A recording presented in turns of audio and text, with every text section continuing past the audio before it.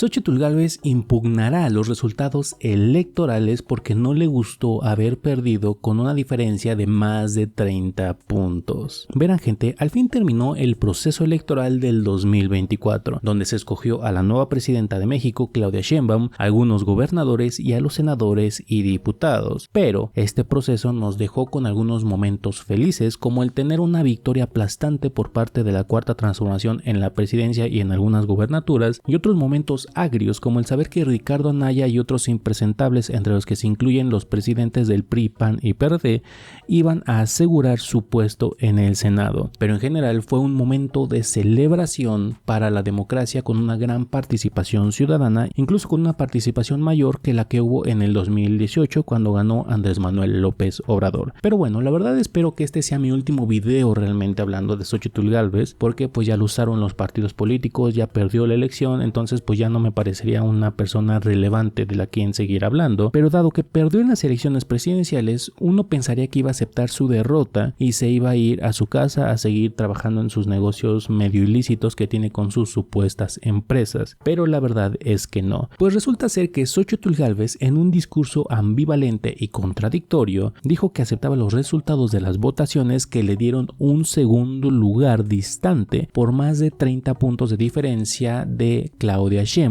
quien es nuestra nueva presidenta. Pero pues básicamente Xóchitl salió a decir que aceptaba el resultado porque era una mujer demócrata, es decir, que aceptaba los resultados de la preferencia de la mayoría de las personas en una votación, pero que reafirmaba su descontento de estos resultados y presentaría impugnaciones al proceso y a los resultados, supuestamente debido a la descarada participación del gobierno federal en las elecciones, como también la participación del crimen organizado. Esto de acuerdo a Xóchitl Gálvez y a su grupo, porque pues desde el gobierno federal el presidente operó abiertamente a favor de Claudia Sheinbaum, lo cual es simplemente absurdo porque pues obviamente como es el presidente y la candidata iba a continuar con su movimiento, pues obviamente él iba a hablar bien de Claudia Sheinbaum si se le preguntaba, o iba a decir que pues si alguien podía continuar con su proyecto iba a ser pues alguien de su mismo partido. Pero bueno, supuestamente Xóchitl Gálvez dice que el presidente era el jefe de campaña de Claudia Sheinbaum y no sé qué otras cosas ha estado diciendo al respecto. Pero como la diferencia de votos fue tan grande, aunque se impugnara una elección como esta, tienes una diferencia de 2 votos a 1. ¿Por qué? Porque Claudia Sheinbaum obtuvo casi el 60% de los votos, mientras Xóchitl Gálvez obtuvo entre un 26 y un 28%, o sea que obtuvo el doble de votos. Y las impugnaciones realmente se pueden dar en votaciones donde la diferencia entre los candidatos punteros,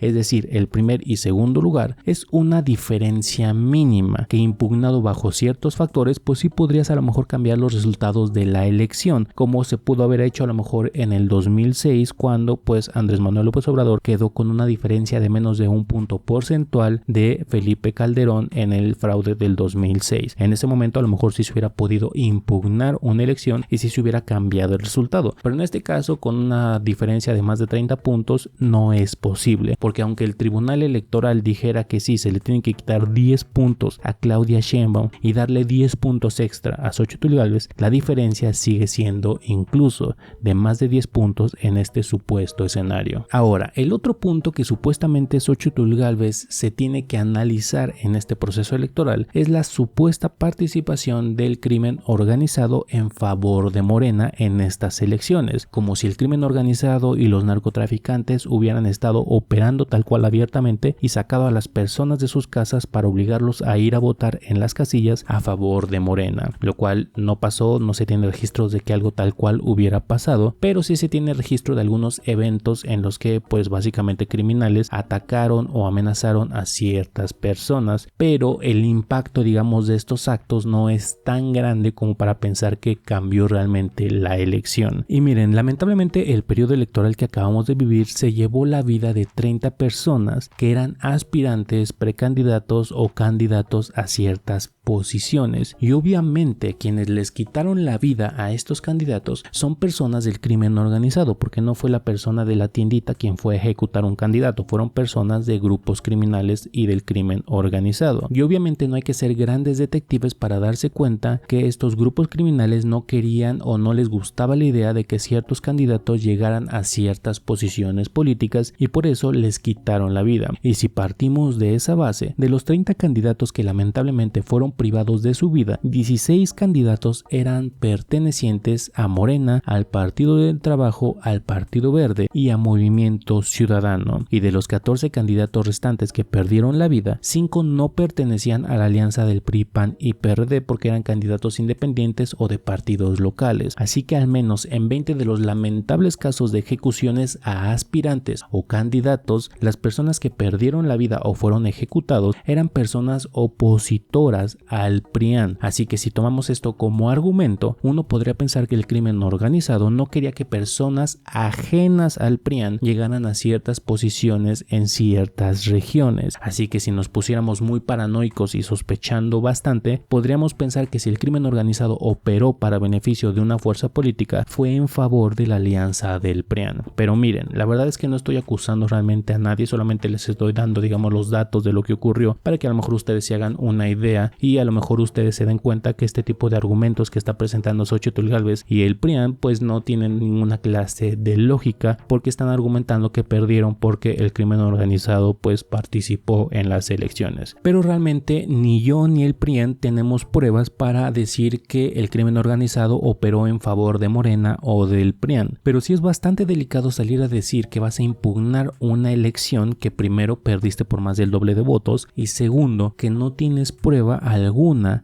de que el crimen organizado realmente hubiera estado participando activamente en favor de Morena. Y la verdad es que esta supuesta impugnación quedará en un par de documentos que meterán en este caso el PRIAN con el Tribunal Electoral, así como el PRIAN ha estado metiendo una cantidad absurdamente grande de supuestas denuncias en contra del gobierno de Andrés Manuel López Obrador, porque lo han acusado ante el gobierno español, ante el gobierno francés, ante la ONU, ante los Estados Unidos, como si estas personas del PRIAN estuvieran esperando que estos gobiernos de otros países vinieran a intervenir en los procesos políticos de México. Y pues básicamente quedará en eso, una impugnación, una denuncia vacía, que a lo más que llegará será a lo mejor que el Tribunal Electoral sí saque un documento que diga que pues sí, que Andrés Manuel López Obrador en 3 mañaneras mencionó que había que votar por Morena en las siguientes elecciones, o que a lo mejor en alguna región alejada de Michoacán o de Veracruz, no sé, hubo alguna participación de algún crimen organizado con amenazas a pues ciertas personas, pero que esto realmente no va a cambiar el resultado de la elección realmente, porque como les digo, tendrías que quitarle 30 puntos a Claudia Sheinbaum para hacer que Xóchitl Gálvez se acercara en el porcentaje de votación que tuvo. Así que esto yo creo que es básicamente un último intento de Xóchitl Gálvez de querer mostrar que peleó hasta el final y a lo mejor no sentirse derrotada tan fácilmente, aunque pues básicamente fue derrotada de una manera aplastante. Pero bueno, ¿ustedes piensan que esta impugnación realmente hará que cambie el proceso electoral o en este caso los resultados de la votación, o creen que solamente es una especie de berrinche final de Xóchitl Gálvez y del PRIAN ante esta dura y triste derrota que ninguno de ellos se esperaba? Los leo acá abajito en los comentarios. Además, si les gustó el video ya saben que pueden dejar su me gusta, suscribirse y activar la campanita de notificaciones para que YouTube les avise cada vez que haya un nuevo contenido y no se pierdan de nada nuevo. Nos vemos en el siguiente video.